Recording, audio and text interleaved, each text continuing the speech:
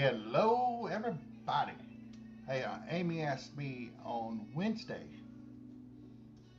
I think Wednesday, if I was doing anything live. I said, I don't think so. And so she made her plans and everything, and then I saw this video. Like, man, what a topic! So here we are. Hope everybody's doing good tonight.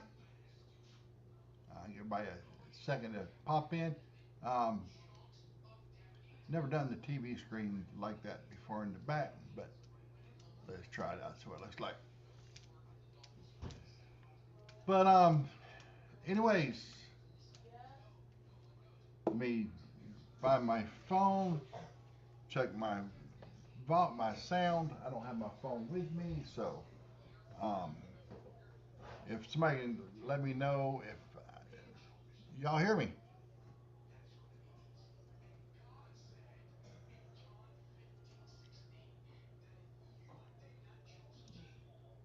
But I just hope everybody's doing good tonight. Staying, uh, it's hot, guys. I'm not gonna lie to you. It is hot today. It's um, mid 90s right now. Let's see if we got sound. Yes, we got sound. Good deal. Um, but here we are. Give me just a second to get back to where I need to be. There's Amy. Blessings to all. It's always good to see her, her comments and so forth.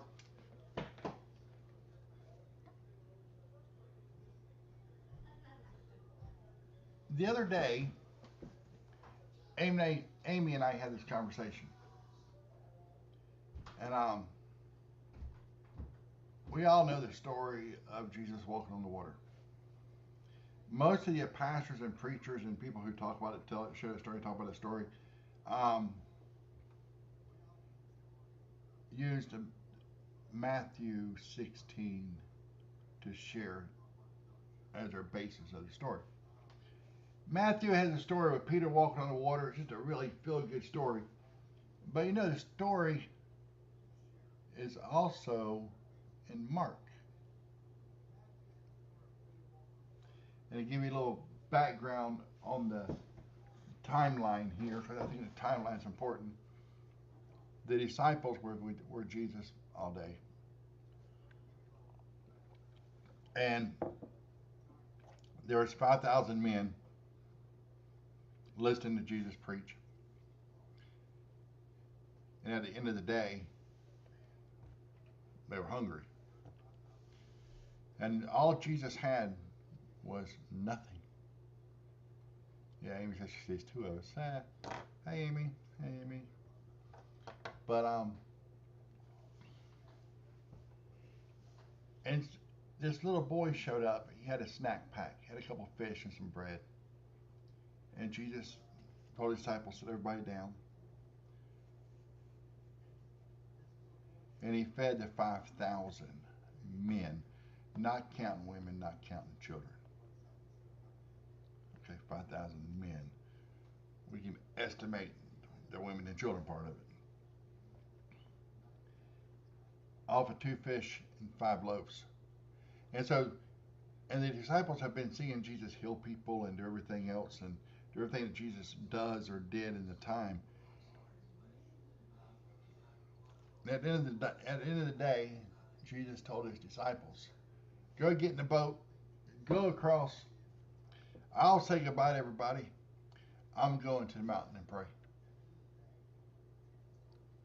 And both Matthew and Mark share the same story right there.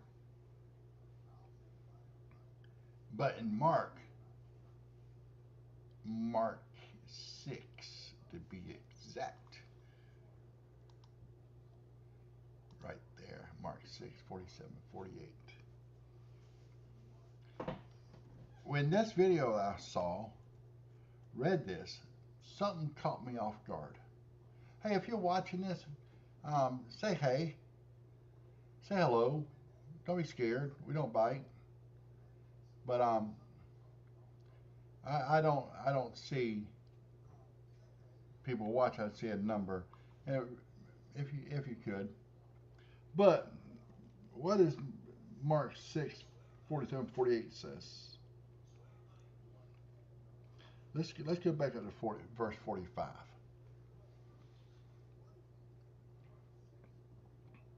Immediately after this, Jesus insisted that his disciples get back into the boat and head across the lake of Bethesda while he sent the people home.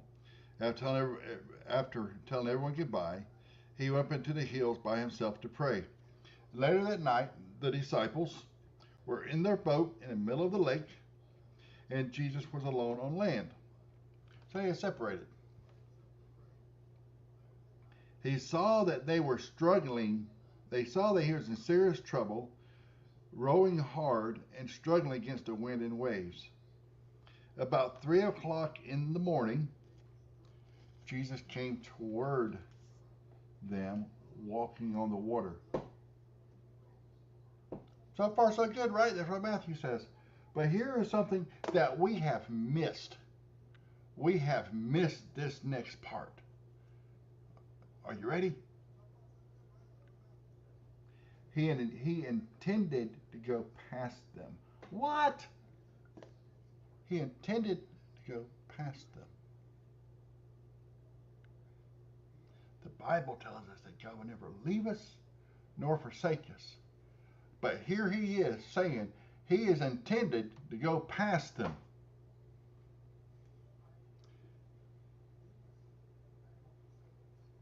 He said he saw their struggles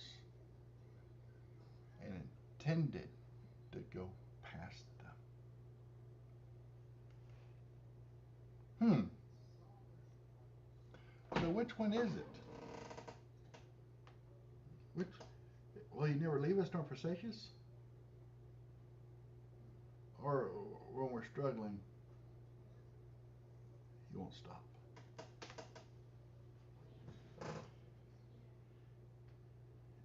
That got my attention.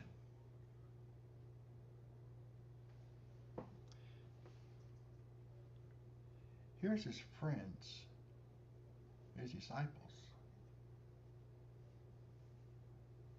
struggling in their boat and their way of life.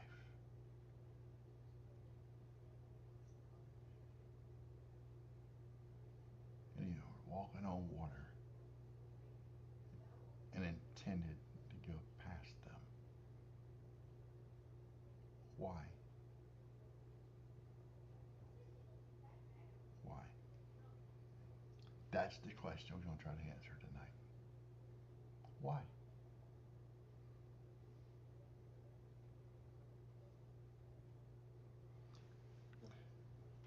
A few years back, I've shared this story 1,000 times.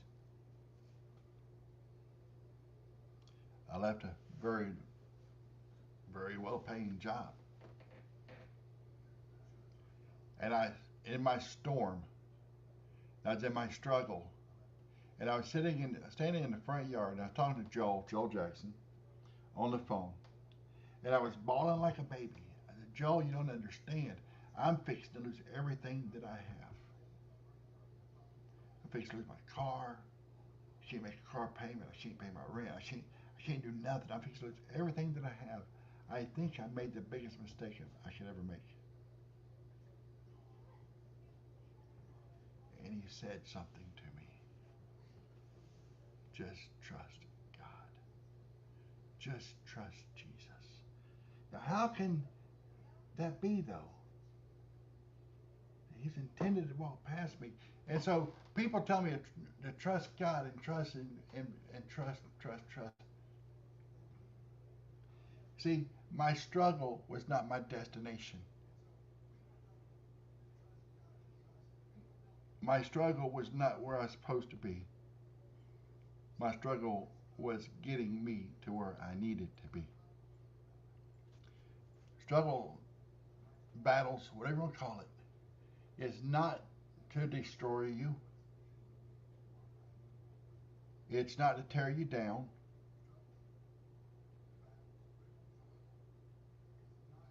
It's not to embarrass you. It's not to weaken you. Your struggle is meant to make you stronger. Maybe you say, David, I don't struggle. You maybe didn't struggle yesterday, or maybe you didn't struggle today. Maybe you're not going to struggle tomorrow, but you will struggle. See, in John 16:33, and see, I even brought my Bible tonight so I can make sure I read this right.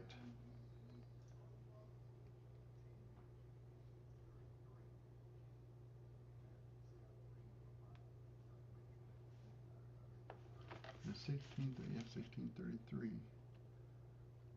Do you finally believe? But the time is coming.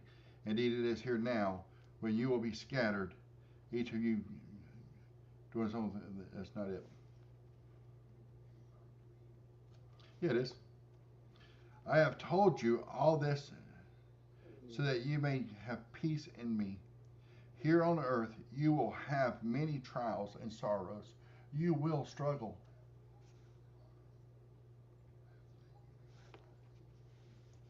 But what a promise this is. But take heart, because I have overcome those struggles. I have overcome the world. So, yeah, his plan for me, his plan for you,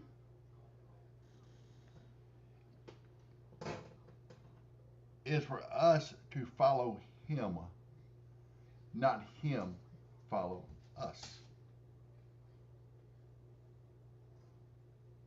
That makes sense.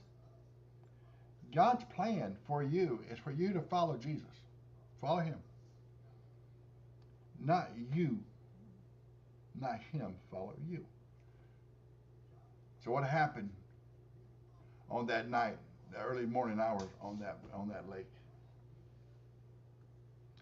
Jesus saw they were struggling, and Jesus saw that they were scared, and Jesus saw that there was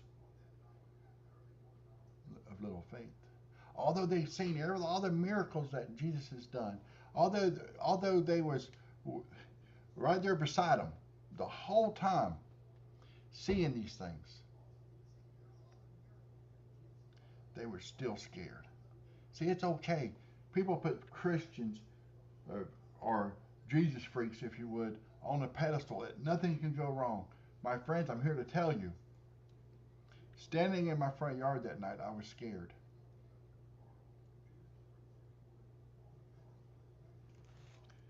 A couple weeks ago, a position at my job came open. And I thought it's a position that I could really do in, be in, and strive in. And I was looking forward to this promotion, and I was getting my hopes up. And one of the guys told me, he said, Dave, you're locked in it. You're locked. You made it. You meet all the qualifications. You've got over 20 years in the driving position, driving, truck driving. You're in the company. You're in good standing with the company. You're locked for the job. Man, go home. You got it. So my plan was to be promoted.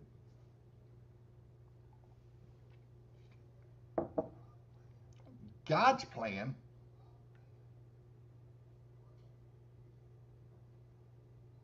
was for me to be where I'm at. And so I didn't get the promotion, but I started getting that. Well, I'm gonna find me a new job. Then I'm just gonna leave. I'm gonna find me a new job. I'm gonna do something else. And I heard in my spirit, what about Marty? What about Jesse? What about Jason? What about Jeff?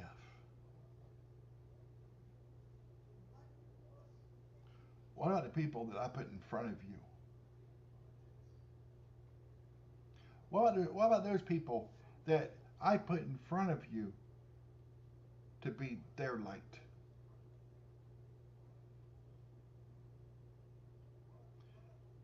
You don't give up on them?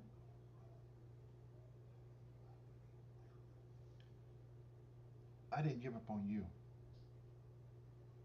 And you really think that I wanted to do the things I did? You betcha, because I love you. See, my friends, our struggle is not in God's plan. When he told his disciples that night to get in the boat and go to the other side, that was the plan. He didn't say get in the boat and go to the other side unless a storm comes up, or unless you get scared, or unless you get hungry, or unless you got to take a nap. He said get in the boat and go to the other side. That was the plan.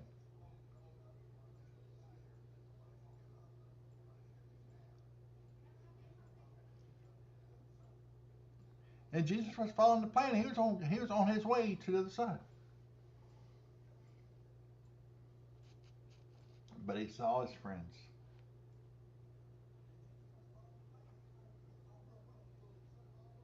Jesus intended to walk past them. But even in the midst of the storm, even in the storm of life, even in the struggle we're going through, we can still praise him. We can still praise him. See, that storm wasn't their destination. That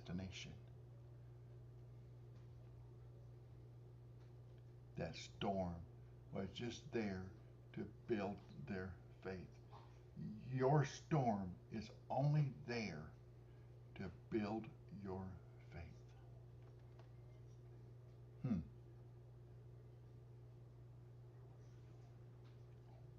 He won't never leave you.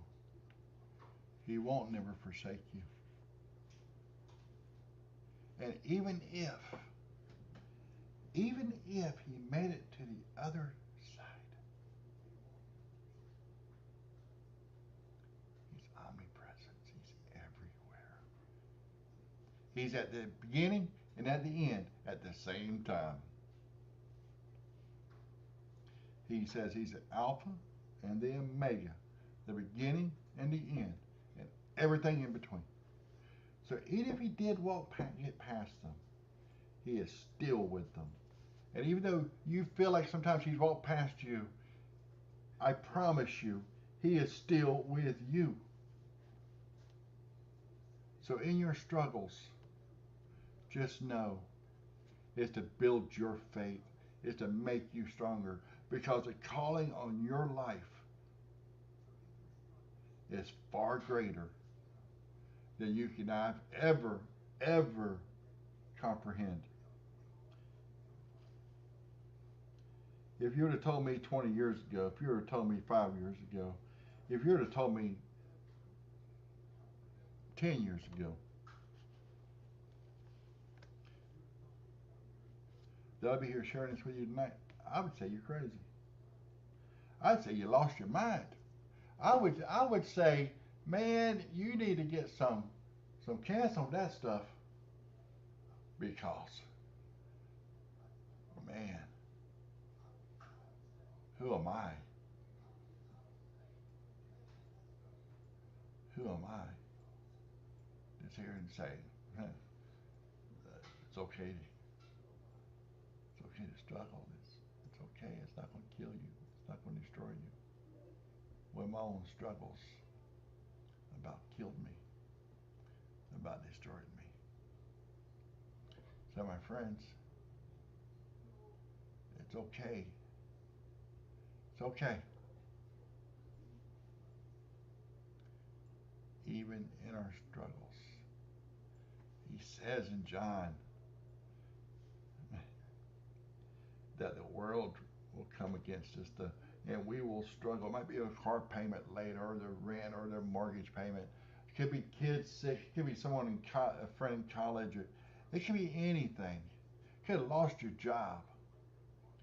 2 weeks, 2.5 weeks ago, 3 weeks ago, we lost the president of Papa John's. 2 weeks ago, we lost a supervisor at Papa John's. Those families lost a daddy, a husband, an uncle, a grandparent.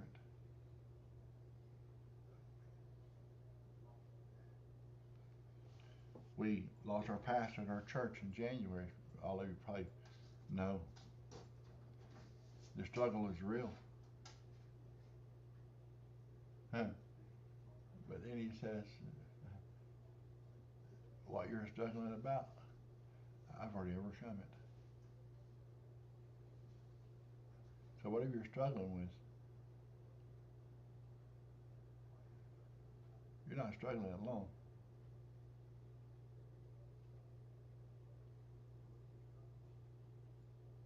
He's already overcome it. So are we following Jesus, or is Jesus following us? My friends, I hope that made sense. But know we love you. Know that we appreciate you. And as always, we thank God for his scars. Because his scars give ours a meaning. Good night, everybody.